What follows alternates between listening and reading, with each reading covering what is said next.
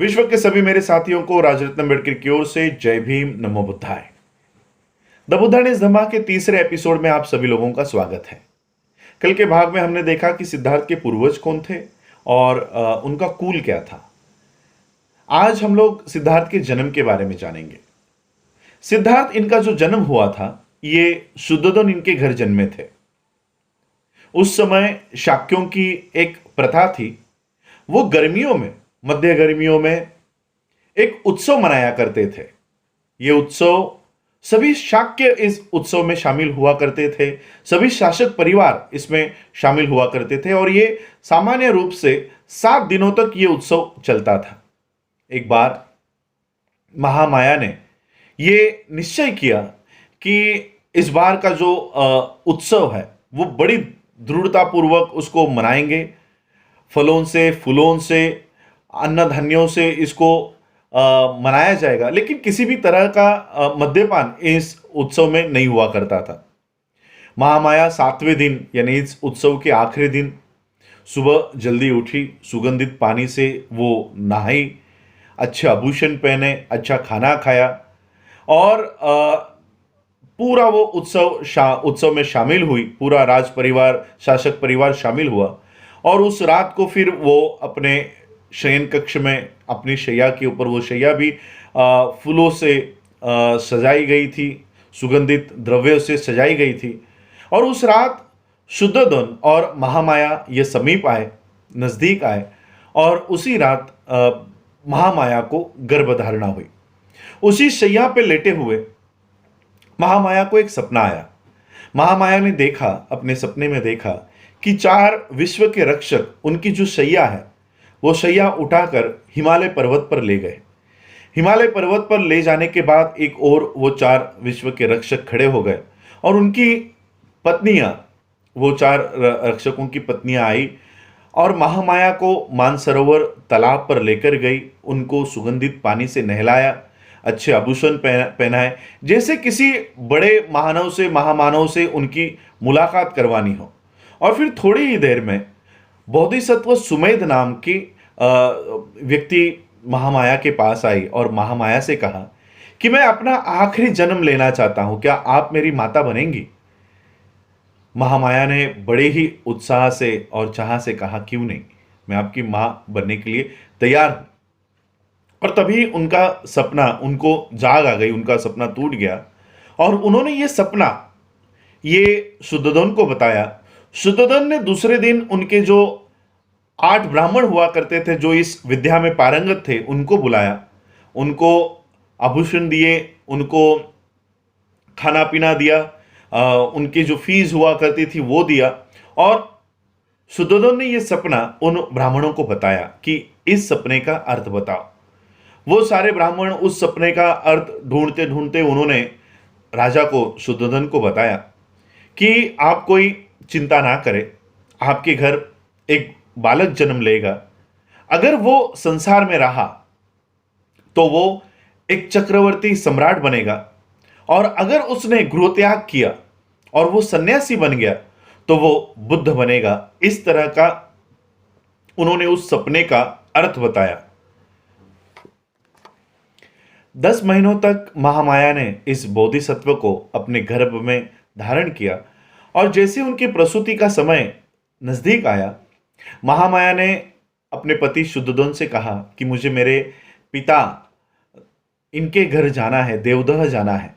और शुद्धोदन ने कहा कि आपकी जो इच्छा है वो पूरी की जाएगी। और महामाया को देवदह जाने के लिए सोने की पालकी बनाई गई, सभी सेवकों को बुलाया गया और महामाया उस सोने की पालकी में बैठकर अपने पिता के घर देवदह जाने के लिए निकली। जब ये देवदह में जा रहे थे तब उनको एक शाल वृक्ष के जंगल से गुजरना था। उस शाल वृक्ष का जो ये उद्यान हुआ करता था उसका नाम था लुम्बिनी वन। इस लुम्बिनी वन से उनको गुजरना था। महामाया जब इस लुम्बिनी वन से गुजर रही थी तब उन्होंने देखा पूरा लुम्बिनी वन ये फलों से, फूलों से लदा हुआ है।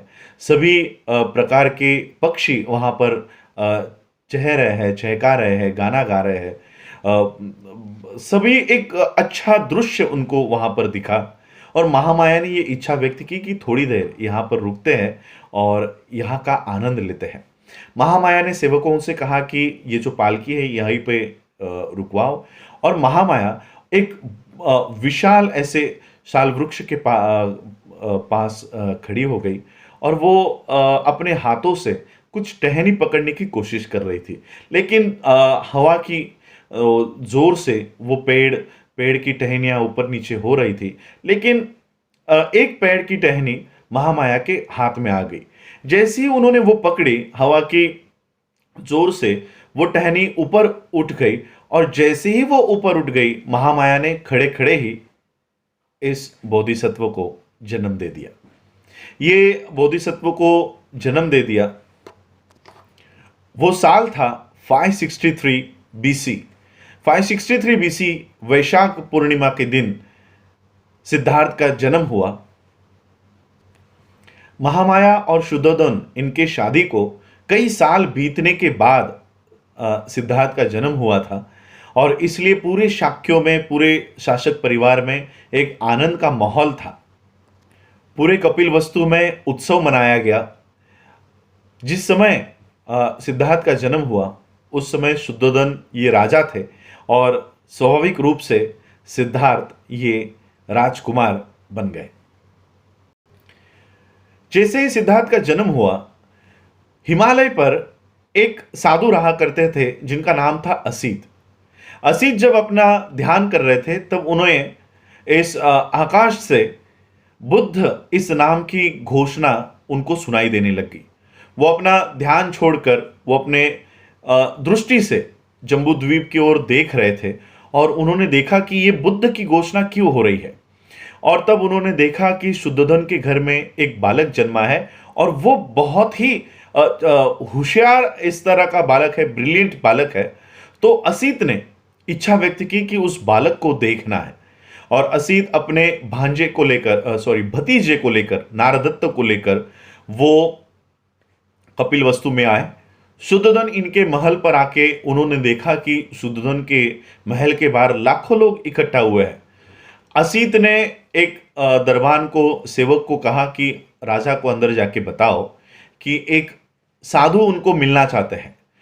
तो ये सेवक अंदर आया, शुद्धोधन को बताया कि एक बहुत बूढ़े साधु आए हैं और वो आपको मिलना चाहते हैं। शुद्धोधन ने कहा कि उनको अंदर लेकर आओ। शुद्धोधन ने उस साधु के लिए बैठने के लिए अच्छा आसन बनाया और साधु को बैठने के लिए कहा। साधु ने कहा, शुद्धोधन ने पूछा कि मैंने आपको पहले कभी कपिलवस्तु में देखा नहीं, आप कहाँ से आए हो और आपका आने का कारण क्या है। असित ने बताया कि मुझे पता चला है कि आपके घर में एक बालक का जन्म हुआ है, मैं उसको देखने के लिए आया हूँ। शुद्धोधन ने कहा कि बालक तो अभी सोया है, आपको थोड़ा इंतजार करना होगा। असित ने कहा कि इस तरह के बालक ज़्यादा सोया नहीं करते, वो स्वभाव से ही जागरूक होते हैं। और जैसे ही ये शब्द सिद्धार्थ के कानों पे पड़े, सिद्धार्थ ने हलचल करके ये शुद्धोधन को जाहिर किया कि वो सोए नहीं है। तो असित को पास बुलाया गया। शुद्धोधन ने वो बालक अपने हाथ में दृढ़तापूर्वक उठाकर असित को दिया, और असित ने उस बालक को देखते ही बालक के शरीर पर 32 वो लक्षण जो एक बोधिसत्व के, बुद्ध के शरीर पर होते हैं, वो लक्षण उन्होंने देखे। 80 छोटे छोटे मार्क्स उन्होंने पहचाने, और असित थोड़े देर में रोने लग गए। फूट फूट कर, सांसें भर भर कर वो रो रहे थे। शुद्धोधन को डर लगने लग गया कि मेरे बच्चे के भविष्य में कोई गलत तो नहीं है, ये रो क्यों रहे हैं। तो शुद्धोधन ने असित को रोका और पूछा कि आप रो क्यों रहे हो। असित ने कहा कि डरो मत, आपके बच्चे का भविष्य कोई गलत नहीं है, मैं अपने खुद के लिए रो रहा हूँ। मैं इसलिए रो रहा हूँ कि अब मैं बूढ़ा हो चुका हूँ, कुछ सालों के बाद मर जाऊंगा। आपका जो बेटा है ये निश्चित रूप से ये बुद्ध बनने वाला है, और विश्व में ऐसी क्रांति लाएगा, उस धम्म चक्र को ये प्रवर्तित करेगा जिसको देखने के लिए मैं नहीं हूँगा। जिस धम्म की देशना ये आपका बच्चा देने वाला है, वो धम्म आदि में भी कल्याणकारक होगा, मध्य में भी कल्याणकारक होगा, और अंत में भी कल्याणकारक होगा। इस पूरे विश्व को दुख से बाहर निकालने वाला धम्म ये बालक देने वाला है और उसको देखने के लिए मैं जिंदा नहीं रहूंगा, इसलिए मैं अपने आप के लिए रो रहा हूं। असीत के साथ उनके जो भतीजे थे, असीत ने अपने भतीजे को कहा कि जब भी आप ये वार्ता सुनो कि सिद्धार्थ बुद्ध बन चुका है तो इनके शरण में चले जाना। और असीत ने ये सारी जो भविष्यवाणी थी वो बालक को लेकर की और राजा ने उनको अच्छा खाना पीना देकर फिर असीत वहां से चले गए। 5वें दिन इस बच्चे का नामकरण विधि था। नामकरण विधि हुआ, इस बच्चे का नाम सिद्धार्थ रखा गया। परिवार का गोत्र गौतम था, इसलिए सिद्धार्थ का नाम सिद्धार्थ गौतम पड़ गया। 5वें दिन सिद्धार्थ की जो माता थी महामाया, ये बीमार पड़ गई और उनकी बीमारी एक बहुत गंभीर स्वरूप उस बीमारी ने ले लिया। और फिर महामाया को पता चल गया कि उनका अंतिम समय अब नजदीक आ रहा है। महामाया ने शुद्धोधन को और महाप्रजापति को कहा कि अब मेरा अंतिम समय नज़दीक आया है, अब मुझे जाने की इजाज़त दो मुझे। और मुझे कोई दुख नहीं है, मुझे कोई दुख नहीं है कि कुछ ही मिनटों में मेरा बच्चा बिना माँ का हो जाएगा। मुझे पूरा विश्वास है कि प्रजापति मेरे बच्चे को अपने माँ से भी ज़्यादा अधिक प्यार करेगी। मुझे दुख इस बात का है कि जो असीत ने कहा कि मेरा बच्चा बुद्ध होगा, वो देखने के लिए मैं नहीं होंगी। और महामाया का देहांत हो गया। और जब महामाया का देहांत हुआ तब सिद्धार्थ सिर्फ 7 दिन के थे। इस तरह महामाया का देहांत हुआ। अब सिद्धार्थ को महाप्रजापति और शुद्धोधन का जो बेटा था वो उनका भाई नंद नाम का भाई था। उनके चचेरे भाई भी थे जो अमितोधन, शुक्लोधन इनके बेटे थे। तो इन्हीं बच्चों के साथ और अमिता का जो बेटा था देवदत्त, ये चचेरे भाई और नंद के साथ सिद्धार्थ फिर बड़ा हुआ।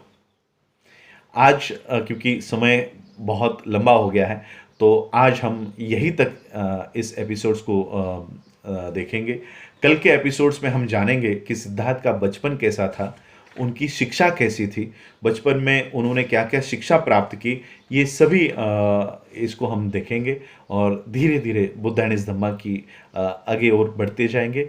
और सिद्धार्थ ने प्रवर्जा क्यों ली, इसका उत्तर हम ढूंढेंगे।